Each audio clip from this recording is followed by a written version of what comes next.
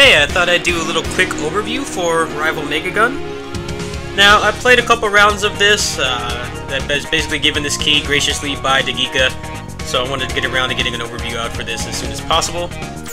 If you have played games like Twinkle Star Sprites or the Toho games, I don't really know much about Toho in general, but there are Toho games like Twinkle Star Sprites. This game is very similar to that. So I'll go ahead and I'll go through the tutorial really quick, at least part of it.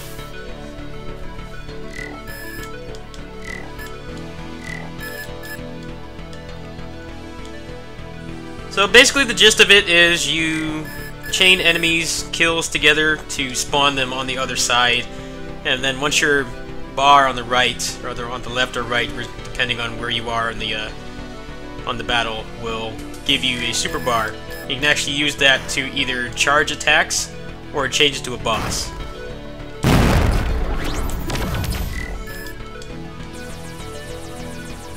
Now the mechanics do feel they feel kind of simple. I think it could use a little more depth. There's not really a whole lot of depth to like actually firing. It's basically just make sure that your chain keeps going, and then when you drop the chain, the enemies will spawn. I feel like it could definitely use, you know, kind of standard cave shmup kind of thing, where you have like a standard shot, and then one where you can hold the button down and do more damage, but also move slower to help with bullet dodging. We don't really have that here. I feel that's kind of unfortunate. I have not played this against an actual person yet. I played through like half of the arcade mode, and then the game crashed on me, so haven't really wanted to do too much else, but they were nice enough to give me this key, so it's in my best interest to do this.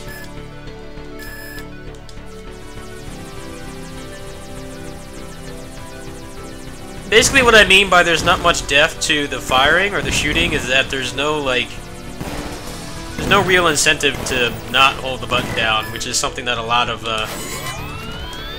I know other shmups have. They'll have like focus fire modes or different charge shots and stuff like that. You don't really have that here. So here's the boss mode.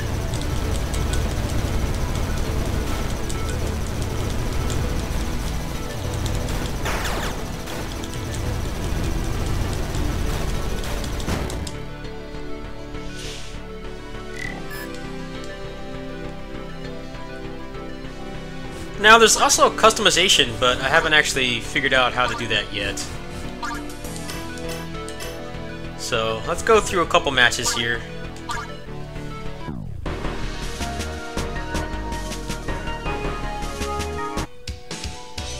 Now the character designs, you know, I'm on one hand I'm glad that they're not just generic screaming anime lollies like a lot of these games tend to kind of go towards that template because it makes more money, but the character designs, they don't really stick out that much. I don't really think any of them really look cool. I think he looks cool, and I like how he's basically just a hardcore gamer, so it definitely fits with the whole shmup genre. Pretty much the only people that still play shmups in this current climate of video games are pretty much all hardcore gamers, but the rest, it's not like they look generic, they just kind of look ugly, and they don't really have a lot of defining traits. But, like I said, it's definitely nice how they're not just all screaming anime lollies, because we have, like, an abundance of those, to put it nicely. Warriors Orochi 4 is a game I feature a lot on this channel, and that game's got Naotora screaming at you every 5 seconds at the top of her lungs. It's nice that they don't have anything like that in this game.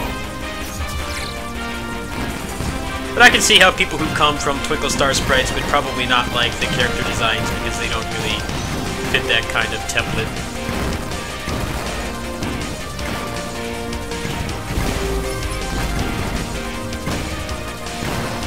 The music is quite good. If I recall correctly, they're actually done by a guy who he frequents a lot of like indie games. Pretty much a lot of retro style like indie games all feature him. So he's definitely made a name for himself in terms of the music. As much as the character designs don't stick out, the music actually does.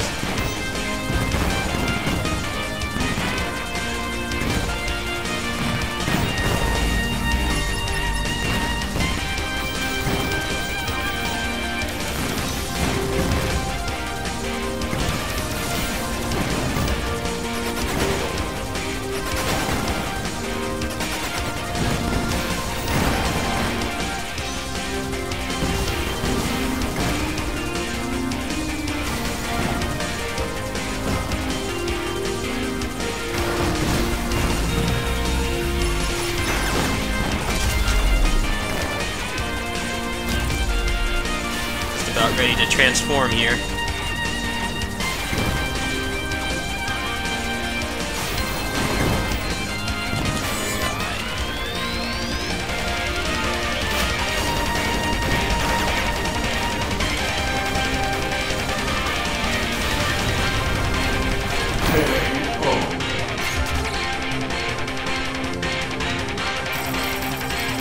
The pacing does feel a bit off if you play on like normal mode, or I assume easy mode is the same way as well. I think it's one of those games where the harder difficulties can actually make things go faster.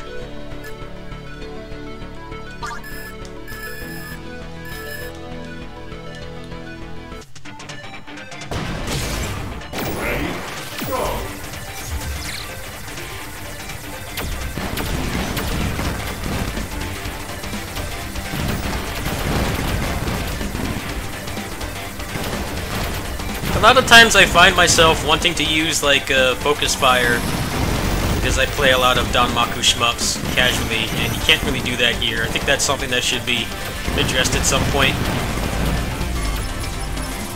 I'm not exactly sure where the hitbox is either. You can't like really discern it quickly like you can in a lot of cave shmups, where they'll have like a large shining orb on the ship sprite to show you where the actual hitbox is. There's also some visibility issues, like sometimes on certain backgrounds it'll be very hard to see the bullets because of the combination of the moving background and the color of them. But that's something that they've already talked about addressing soon, so hopefully that'll get fixed at some point.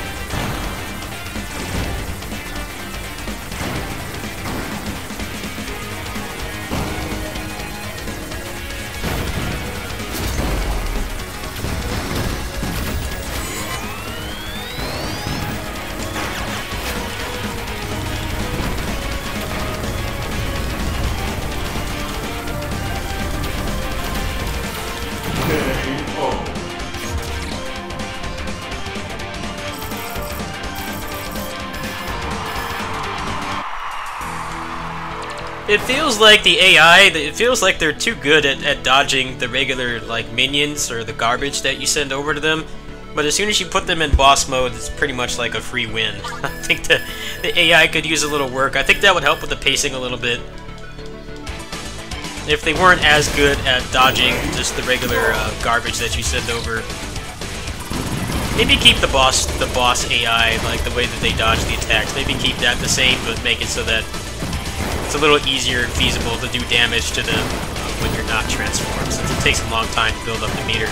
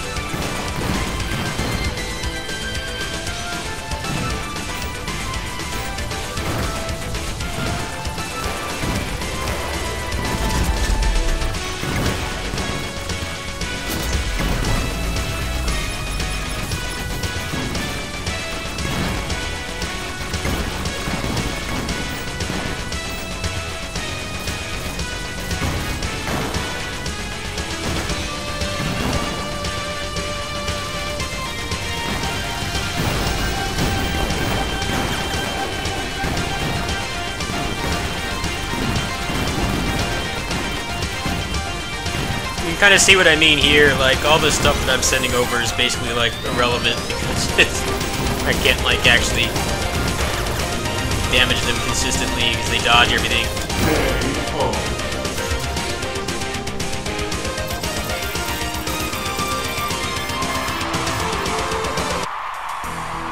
Alright, I'm gonna go ahead and stop there since this video is getting pretty long. I'll definitely do another overview on this once I figure out how the gear works and everything like that. Overall, the game is quite fun. It just feels like the pacing is a bit off. The AI could use a little bit. I don't know if you could call it dumbing down, but make it like a little more realistic so that when you send over a bunch of garbage to them, there actually is a chance that they'll get hit. From my experience, I've been playing this for about an hour. It doesn't seem like the garbage does much of anything to them, whereas if you're playing against an actual person, there's the, you know, the whole human element kind of preventing that from happening.